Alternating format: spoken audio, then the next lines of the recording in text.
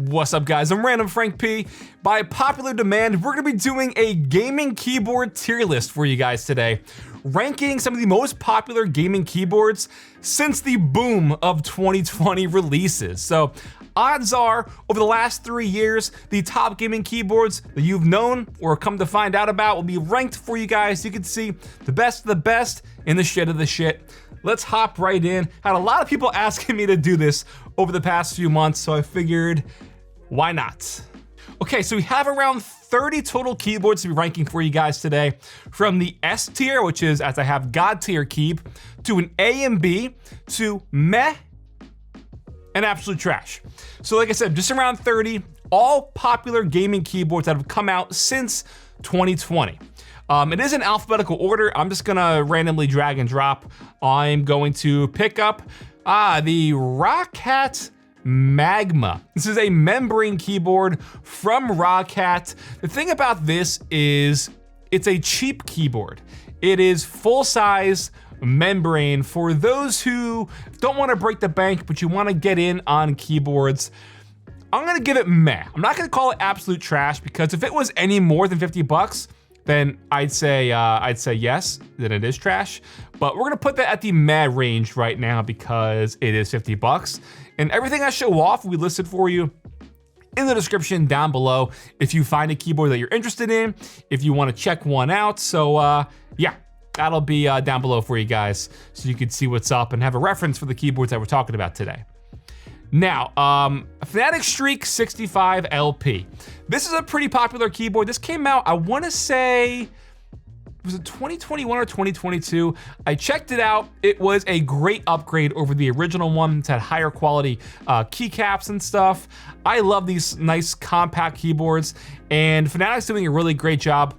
I'm gonna give it a B, okay? Which is, again, middle of the pack because it doesn't really do anything groundbreaking. Again, it's a nice compact 65%, and LP stands for low profile. So it's a super slim RGB keyboard. It is wired, upgraded keycaps over the original. We're gonna put it at the B range today. Next up, grabbing the Corsair K65 RGB Mini. And Corsair, I gotta put it in absolute trash, okay? I'm sorry, but it has to be done. Because this did, and when I say this is one of the most, like, not depressing, but when I reviewed it, it was just the most typical, like, it's an AN Pro keyboard pretty much, and it was way too pricey. I wanna say, let me pull it up real quick. I wanna say this launched for like 110 bucks. It's on sale right now for 70, which isn't the worst, but I'm grading the keyboard as it was when I reviewed it, and yeah, it just did nothing special. It didn't even have their very own optical switches. I wanna say it just had their, what is this? Yeah, cherry red. I believe you could also find it in speed silver. I could be wrong, but 120 bucks for a just run-of-the-mill keyboard with cherry red switches? No. Not today, Corsair, not today, not ever. Okay, next up, again, just randomly dragging and dropping, we have the Razer Huntsman V2 TKL. This, as you can tell by the name with the V2, was the upgraded version from the very popular Razer Huntsman TKL keyboard.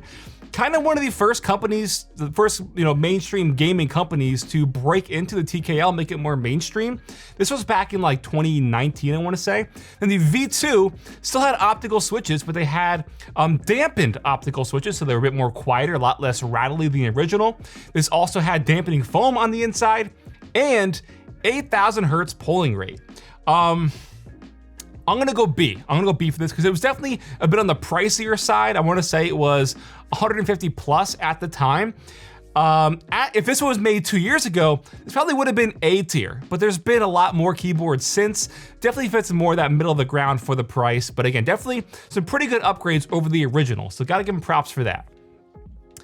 Okay, the Keychron Q1. All right, so the Keychron Q1 and the GMMK Pro, as you guys know, these were sort of the keyboards that were breaking the mold from that line of traditional gaming keyboard to customs in a sense. The Q1 is a fantastic build. You know what? I'm just gonna put the GMK Pro right there, A tier as well. These are both really great when you look at the whole scope of the custom keyboard community and stuff. Like I said, it blends that line between custom and a pre-built. What you can do with these keyboards for the price, again, at that nice, unique layout where you still have a compact build with your dedicated arrow keys and stuff. I love these. They both launched, I wanna say, within like $10 of each other, but that was 2021. So it's been 2 years since these have come out. You can get them pre-built, you can still get a bare bones kit. These are fantastic. These are fantastic. I'm gonna put them both A tier, and they deserve it, honestly. All right, the Ghost PewDiePie keyboard, absolute trash. Absolute trash. Again, this is another one kind of right there along with the Corsair K65 RGB Mini, where it's just a glorified and pro keyboard, you know? It's a $50 keyboard, and this was, I believe over 100 when this came out, but of course that's the PewDiePie branding, and it's trash. It's a trash keyboard, absolute trash. Okay, hey, speaking of trash, Cherry has their own keyboard, which is relatively a new one, came out this year, known as the MX Board 3.0S. It's a full-size keyboard.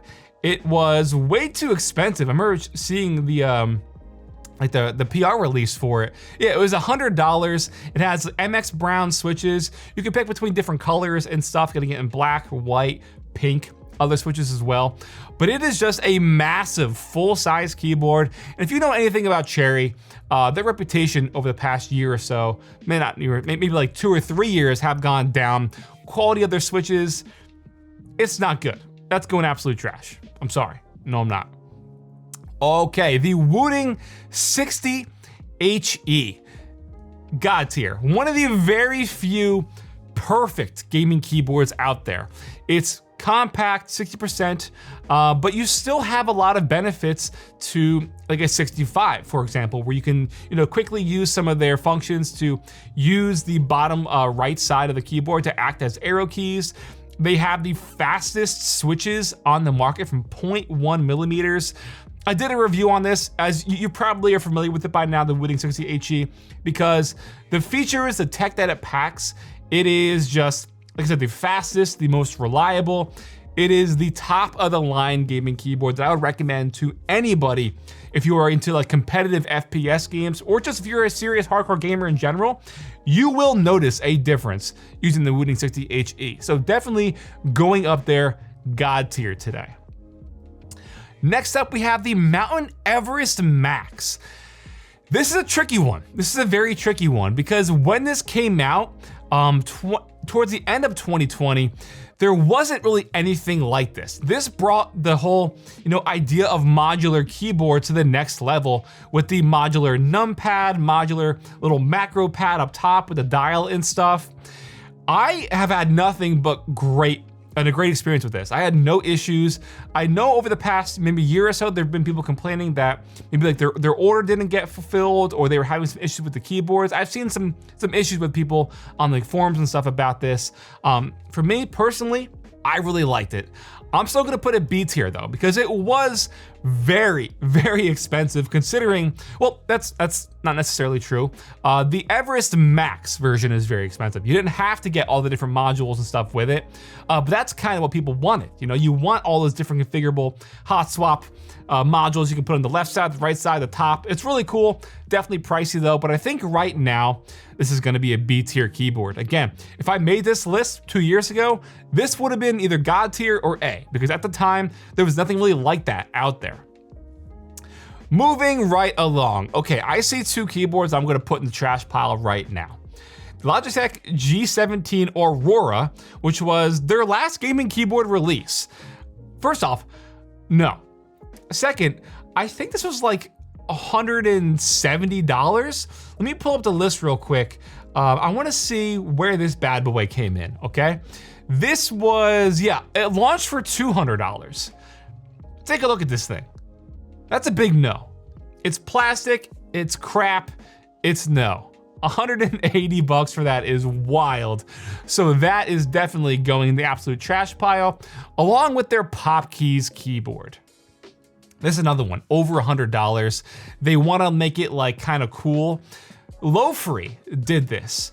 I reviewed the Low-Free keyboard, which was the same exact thing. You have the circular keycaps. That was 2017.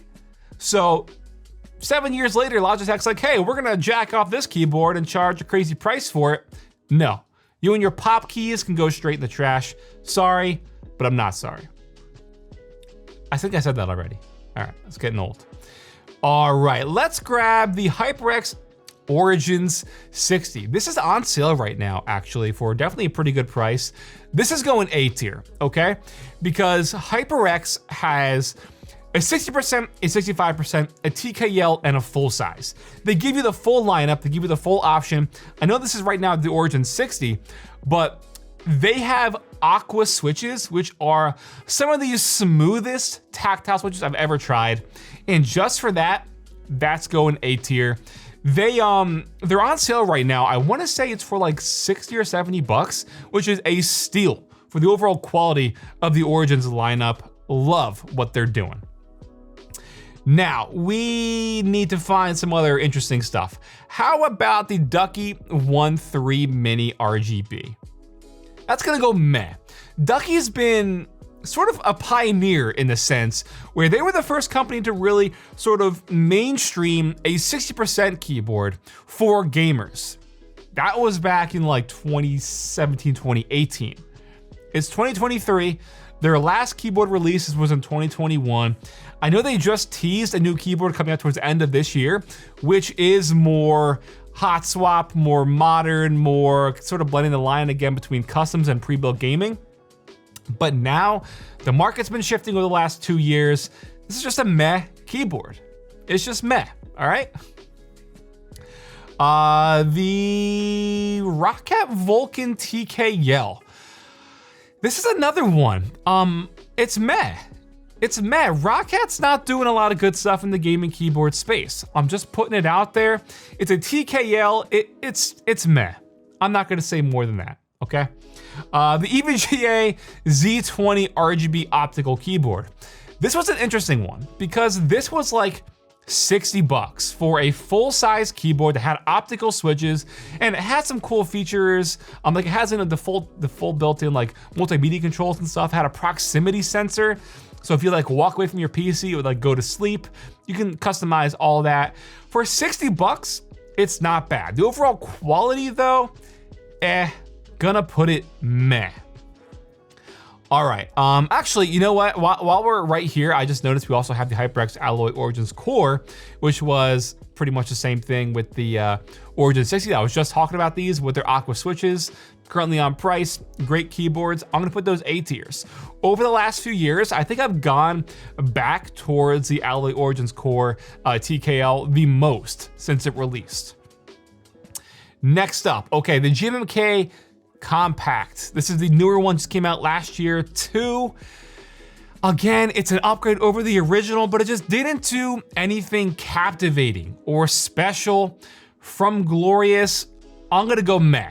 I'm gonna go meh. We need a God tier again. There's only one. Taking a look out here right now, we have about what, 2, 4, 6, about 15 left. I think personally, the iQuinix ZX75 is God tier. iQuinix is one of those companies that sort of came out of nowhere and put out a bunch of different styles and aesthetics for their keyboards, wired, wireless, a lot of 75% keyboards, a lot of TKLs as well. But their 75% lineup has been fantastic. I love their Gravity Wave keyboard. They put out, what was the one that was white and blue? It was like an astronaut theme, I don't remember. They are one of the very few companies that are putting out these 75% keyboards that are pre-built, that are still hot swappable and stuff, but that you don't need to mod. And when you can buy a pre-built gaming keyboard that you can use stock and don't need to mod, it's top of the line. And I gotta say, it deserves God tier. They have so many different colors, themes, they have so many different ones out there. We recently sold one of these over on our Whatnot live stream, and I was just demoing it real time, and it was just so buttery smooth. The stabilizers, the space bar, it was all perfection. so smooth. Oh my, I don't want to give this away anymore. I don't want to sell it. Listen to that. Zero rattle to that space bar. That is, oh my God, again. So yeah, I gotta go God tier for this. I gotta go God tier. Let's keep this going, all right? The Asus ROG Claymore 2. I haven't personally reviewed this keyboard, but I checked it out recently at a keyboard meetup in Philly, and their switches have stabilizers in them. Each individual switch is stabilized. Super smooth switches. This is also, like I was talking about with the Mount Everest Max, this one also had like a module extension you can put on the side of it, which had the multimedia keys, had the numpad from the original TKL side, so you can add that onto it if you want. I'm gonna put this A tier. I'm gonna put this A tier. And you know what? I'm also gonna throw along their Falchion 65% wireless. I really like, no. I'm gonna put this B tier. I like this for what it was. It was definitely kind of pricey, but again, it was a 65% keyboard that did something new. It was wireless. Not a lot of 65% were wireless 2 years ago. But this also had cool things like a dust cover that would act as sort of like a tray for it to sit in. When you're not using it, you put it up top to prevent it from dust and stuff, obviously.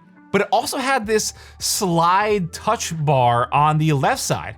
You can do things like control volume on that. Use it to scroll your Windows page up and down. It also acted as a battery indicator. I love this when it came out, but I think right now, instead of A tier, I'm gonna put it B tier, because they also recently released, which I will put A tier, the Asus ROG Azoth 75. Is it Azoth or Azeroth? I don't know. I guess Azoth, I don't know. This, a super nice wireless 75% keyboard, has the arrow keys, extra buttons on the side. You can customize those functions. Built-in OLED screen for monitoring your temps and stuff. Little volume dial. It's a great keyboard. It's wireless. It's hot swap. Asus is doing some really good stuff recently in the keyboard market. Okay, the Corsair 100 Air. This is going meh. It is a full-sized wireless, super thin, low profile keyboard. It competes with the Logitech variant of this, the G915 from a few years ago. I would have had this on there, but that came out in 2019, so it didn't really make that cutoff of 2020. This was a bit pricey. It was over $220, I wanna say. But again, there's just not a lot of a market for a full-size wireless, super thin, low profile keyboard. Sure, for the living room setup, the HTPC setup, yeah.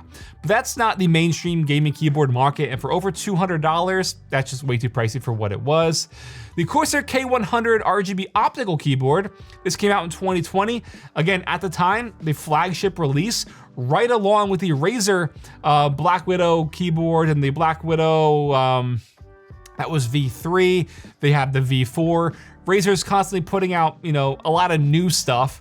So I'm gonna put the V4 and the 100 RGB optical from Corsair as well in that same B tier, because again, they are full-sized, full layout, crazy flagship releases from the company. They all have the dedicated multimedia keys, optical switches. Yeah, they're both over, I wanna say around $250 to $260, so very, very pricey. But if you need that overkill flagship release, they're not bad for what they are. Put them over in B tier. Now, the Corsair, no, not Corsair. The Red Dragon K621. This is an interesting one. This just came out this year. I picked it up recently. It's very interesting. It is a budget Logitech G915 that we were just talking about. So a slim, low profile wireless keyboard. This, the TKL version in white and silver. I'm gonna put it meh. The saving grace is that it's $60, okay? And for that price, you know, in that bracket, there is really not a lot like this out there. I'm gonna have this in a video coming up very soon, so keep an eye on this. It has potential to be B, but it's Red Dragon. So you're definitely taking some sacrifices in terms of quality. But again, there's not a lot of like these keyboards out there competing with Logitech and their G915 TKL variant. So for 60 bucks, it's kind of a steal, but you're also kind of getting what you pay for. Down to the final 6. All right, the NZXT Function Mini TKL. This, when it released, was overpriced. It's a mini TKL, so it's a compact TKL. It's interesting. It's the better offering of what NZXT released. Was that last year or 2 years ago at this point? Man, I don't even remember. I think it was 2022. Might have been 2021. NZXT broke into the peripheral game. Their keyboards aren't bad, but when they launched, they were way too pricey. I do like the mini TKL out of their 3 offerings, but again, grand scheme of things, over the last 3 years of keyboards, it fits into the meh range, which honestly, the Razer Huntsman Mini could kind of fit in the B range. So this, the mini version of the TKL and stuff, optical switches, it's a B range keyboard. I don't have to explain it any further. It's not doing anything groundbreaking. It still has their optical switches and stuff. Bit too kind of pricey. I prefer the Huntsman, or I prefer the Huntsman V2 TKL. But yeah, it's gonna go there. And you know what? Lots of Razer keyboards, as you guys can see from this list, because honestly, Razer's putting out a lot of keyboards frequently. So yeah, it makes sense that they're gonna take up a pretty good chunk of this list. But their Deathstalker V2 Pro TKL, this is pretty much a competitor to the slim, low profile wireless market. I'm gonna put it meh though. Again, it's not bad for what it is. It's got all the bells and whistles. It's got your arrow keys, your numpad, you got your, I'm not sorry, not your numpad, your arrow keys, your multimedia keys and stuff. It's low profile. It's not terrible. It's meh. Still a bit pricey. All right, the SteelSeries Apex Pro TKL 2023. Now, this, man, gotta go B. Here's the thing, I love the Apex Pro TKL, the original, okay? This still has their super, quick switches. You can, what are they called? What are they called? OmniPoint. Uses their OmniPoint 2.0 switches. So super fast. It's definitely competing with the Wooting 60HE in terms of switch speed and being able to adjust it and stuff with the Hall sensors and stuff. So this is 10 times faster than a traditional keyboard. It can be adjustable from 0.1 millimeters to 3.8 millimeters. So you have a range of adjustments. Here's the thing. What I don't like about this is they made it more boxy. The original was a lot more smooth. It was more aesthetically pleasing, I'd say. But they took out the USB pass-through, which is the main reason why that's been my main keyboard at my setup since release. So they made a step forward, but they made a step backward in terms of design and overall physical features on the keyboard. Sure, it is one of the few, TKL keyboards out there that can compete with the Wooting 60HE and their technology, but it's very, very pricey. And again, I feel like it was kind of a downgrade over the original. So it's going B for me. It's going B for me. Then we have the Razer Black Widow V3 Mini Phantom. So this is man, again, so many Razer keyboards. I'm gonna put this B as well. It's their mini 65% wireless keyboard. This has been on sale recently as well, so I believe it's $100, which isn't too bad at all. But I like their Phantom version because it has their Phantom keycaps. So they're very stealthy when you have no RGB lighting on, or when it's off. When you turn it on, and again, it's wireless, it's like, I don't know, it's a whole like smoky translucent siding to the keycaps. It looks great. I loved it when I reviewed it. That was back in 2021. It's definitely a bit pricey though, but again, now that it's a bit cheaper, 65% wireless Phantom version, I'll put it B tier. And then lastly, the SteelSeries Apex Pro Mini. Okay, this, the mini version of their Apex lineup. It's also wireless and it's nice and compact. This is another one that, yeah, they're doing some really great stuff, but it's also like very, very pricey. And it's in an awkward spot, I'd say, in the market, because it launched for $240. It's currently on sale, as you can see, for around $180. It did have their, this had the OmniPoint switches. Actually, I can't remember now at this point. Yes, it did have the OmniPoint switches, but I believe one of the things about this was, man, I can't even remember now at this point. It's competing with the Razer variant, right? The Razer Huntsman Mini. So it's at that tier. I'm gonna put this A tier. I'll put that A tier because it's better than the Huntsman, you know, in the sense where you're looking for a super compact keyboard like that. This has the advantage of it being wireless, and you have the OmniPoint 2.0 switches. It's very pricey, which is why I think that was one of the downfalls of when I was contemplating where to put this. So that's gonna wind up in the A tier for me because it doesn't really have a direct competitor at that compact size for being wireless with OmniPoint 2.0 switches. The closest competitor is the Wooting, which I would still take over this one, but that's wired. But it's also cheaper. I still go Wooting, so the SteelSeries Apex Pro Mini Wireless will go A tier for me. So what does this tell you? Yeah, personally, the God tier keyboards right now, the Wooting 60HE and the iQuinix ZX75. Like I said, iQuinix has other 75% keyboards. This specific ZK75 has different color options, different themes. They have different like matching keycap set themes to go along with the color of the keyboard. So many different key switches to pick from as well. It is just a top of the line keyboard that you don't have to mod, which is why I like it so much. Then you have the A tier, which is, looking at it right now, a lot of these 75% boards. And then there's a lot of stuff in the B and the meh tier, which honestly, if I could have just combined the B tier and the meh tier as one, there's not a lot of differences between what I'd say is B, middle of the pack, and meh, then you're absolute trash. That's our 2020, that's our 3+ years of the keyboard boom of 2020 releases in this nice compact little TierMaker chart for you guys. Like I said, if you want to check them out, I'll have them all listed for you in the description down below. Maybe I'll put them alphabetical. Maybe I'll put them by tiers. I don't know. All the keyboards that I showed off, we listed for you in the description down below. But if you are looking for a new keyboard upgrade, and as you've seen, a lot of these are currently on sale right now, check out the God tiers, check out the A tiers. You can't go wrong, honestly. Why am I wearing headphones? I'm Random Frank P. Hope you enjoyed the TierMaker. I haven't done these before, so if you want to see more, let me know. Have a good day.